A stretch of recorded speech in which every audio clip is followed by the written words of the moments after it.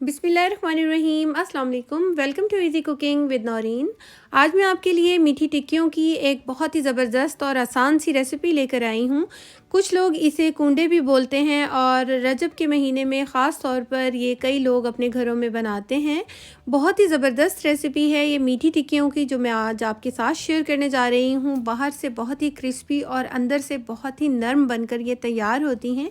इन टिक्कियों को बनाकर आप तकरीबन 1 से 1.5 महीने के लिए स्टोर भी कर सकते हैं। जायके में बहुत ही लाजवाब बनती हैं, ऐसा लगता है जैसे आप अनर से खा रहे हों। बहुत ही ज़बरदस्त टिप्स के साथ ये रेसिपी आज मैं आपके साथ शेयर करने जा रही हूँ, ज़रूर पूरी देखिएगा। आइए अब हम अपनी रेसिपी को बनाना शुरू करते हैं। यहाँ पर मैंने एक बोल ले लिया है। सबसे पहले हम उसके अंदर मैदा ऐड कर देंगे। 1 कप मैंने छना हुआ मैदा ऐड किया है। आधा कप इसके अंदर सूजी ऐड करेंगे। जितना भी आपने मैदा लेना होगा उसका हाफ हमने सूजी लेनी है। और यहाँ पर आधा कप ही मैंने चीनी का ऐड किया है। और बिल्कुल परफेक्ट मेजरमेंट के साथ मैं आपके साथ ये रेसिपी शेयर कर रही हूँ। और अगर आपको चीनी थोड़ी ज़्यादा चाहिए या कम चाहिए तो वो आप कर सकते हैं। इन तीनों चीज़ों को अच्छी तरीके से मिक्स कर देंगे। और अब मैं इसके अंदर ऐड कर रही हूँ इलायची पाउडर हाफ़ टी स्पून। थोड़ा सा नमक ऐड कर देंगे ताकि इसकी जो मिठास है वो बैलेंस हो जाती है और बड़ा अच्छा इसका जो है जायका आता है। सब चीज़ों को अच्छी तरीके से सबसे पहले हमने मिक्स कर देना है। और अब मैं इसके अंदर नीम गरम ऑयल का इस्तेमाल कर रही हूँ। आप इसकी जगह घी भी डाल सकते हैं। मैंने 3 चम्मच यानी कि 3 टेबल स्पून मैंने नीम गरम ऑयल के डाले हैं। अच्छी तरह से इस तरीके से हम इसको मलेंगे। इस तरह मलने से टिक्कियाँ बहुत ही खस्ता बनती हैं। और जब इसकी एक अच्छे से बाइंडिंग आ जाएगी कुछ इस तरह से, यानी कि ये इकट्ठा होना शुरू हो जाएगा, तो हम इसको गूंदना शुरू करेंगे।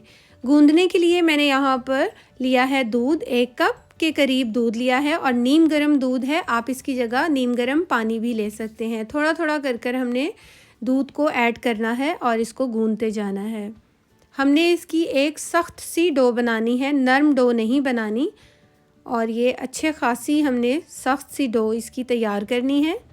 जितनी अच्छी आपकी डो बनी होगी उतना ही बेहतरीन आपकी जो है मीठी टिक्कियाँ खस्ता बनकर तैयार होंगी। अच्छी तरीके से हमने 4 से 5 मिनट तक इसको गूंदना है। और ये देखिए कुछ इस तरीके से हो जाएगा और इसकी अच्छे से बाइंडिंग हो गई है। और अब मैं इसके ऊपर थोड़ा सा ऑयल लगा दूंगी, बिल्कुल हल्का सा ऑयल लगा देंगे। चारों तरफ अच्छी तरीके से मल देंगे। और इसके बाद यहाँ पर ये देखिए दूध जितना हमने लिया था उससे हाफ से भी ज़्यादा ये बच गया है। और अब हम इस डो को कवर करके रख देंगे। आधे घंटे के लिए कम से कम इसको ज़रूर रखिए। और अगर आपके पास ओवरनाइट का टाइम हो तो आप तब भी इसको बनाकर रख सकते हैं डो को। मैंने यहाँ पर तकरीबन आधा घंटे के लिए डो को रखा था। अब हम इसको हाफ़ कर लेते हैं, यानी कि इसको 2 हिस्सों में डिवाइड कर लेंगे और इसका बड़ा सा एक पेड़ा बना लेंगे। और इसके बाद इसको हमने बेल लेना है। ज़्यादा बारीक नहीं बेलेंगे, इसको थोड़ा सा हम मोटा रखेंगे।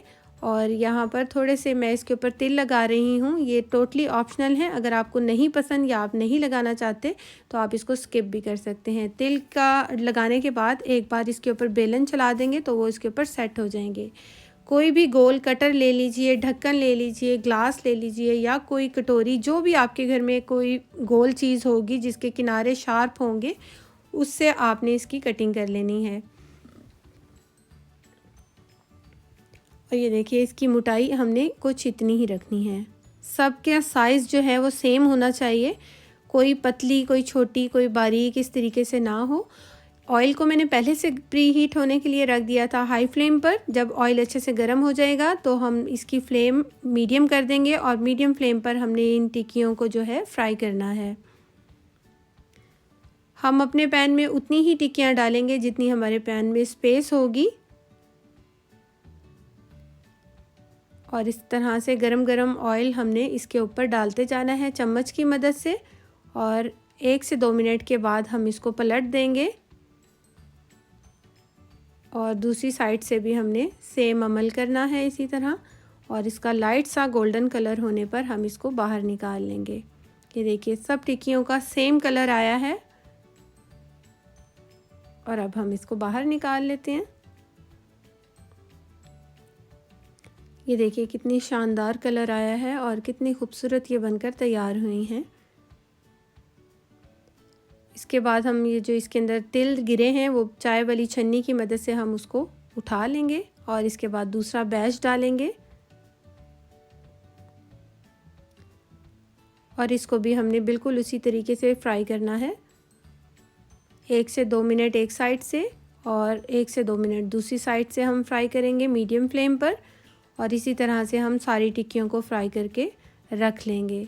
आप इनको बनाकर तकरीबन 1 से 2 महीने के लिए स्टोर भी कर सकते हैं। जब ये मुकम्मल तौर पर ठंडी हो जाएं, जैसे कि आपने शाम में बनाई हैं, तो नेक्स्ट मॉर्निंग में आप इसको किसी भी एयर टाइट कंटेनर में डालिए और उसके अंदर आप इसको स्टोर कर सकते हैं।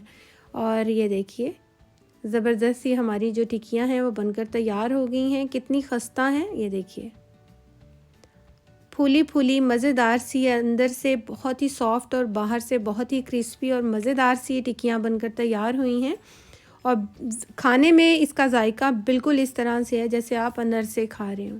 बहुत ही ज़बरदस्त ये जायकेदार बनकर तैयार हुई हैं। होपफुली आपको मेरी ये पूरी रेसिपी बहुत अच्छे से समझ आ गई होगी और आपको पसंद भी आई होगी। पसंद आने पर लाइक, शेयर और मेरे चैनल को सब्सक्राइब ज़रूर कीजिएगा। Thanks for watching. अल्लाह हाफिज़।